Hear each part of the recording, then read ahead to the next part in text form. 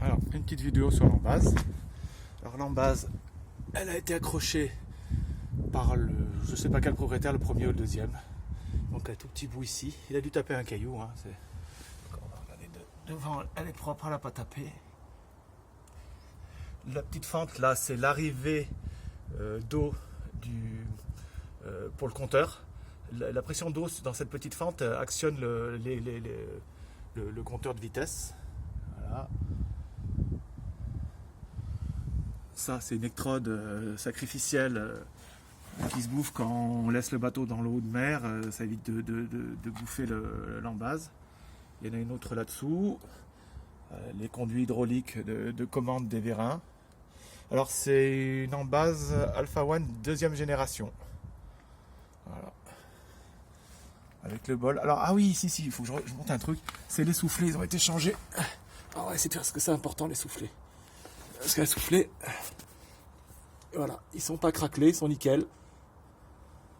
Ils ont été changés quand je l'ai acheté. Hein. Alors, 2010, 2011, dans ces eaux-là. J'avais tout fait parce que bon, je voulais un peu le fiabiliser. Donc les soufflets, il y en a plusieurs. Hein. Il y en a un, je crois que c'est la commande.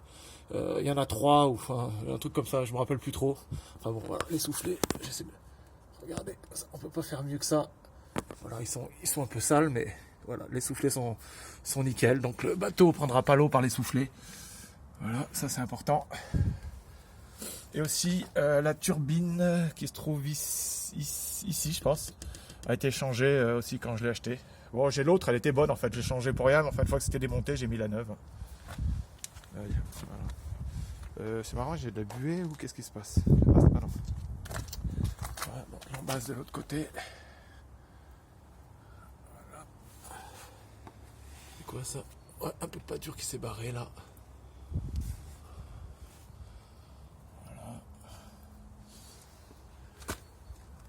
Ah oui, si, on voit le deuxième. Ça, je crois que c'est la commande d'inverseur. Le petit là, c'est ce qui vous fait marche avant, marche arrière en fait.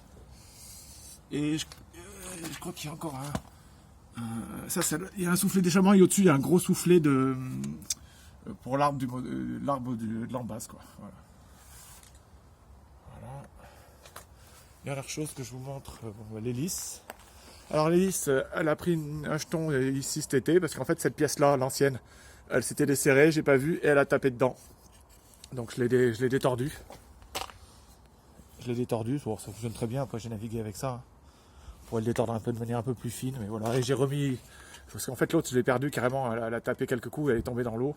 Et ben, j'ai remis une autre anode, mais j'en ai une en forme d'aileron là qui permet de faire un effet contre-rotatif de l'embase. Donc j'en ai un autre à mettre avec, voilà. Avec, bon ben voilà. C'est le pas standard qui va sur le 3 litres, hein, sur l'hélice. Voilà. Bon, ben, je crois que j'ai fait le tour de l'embase.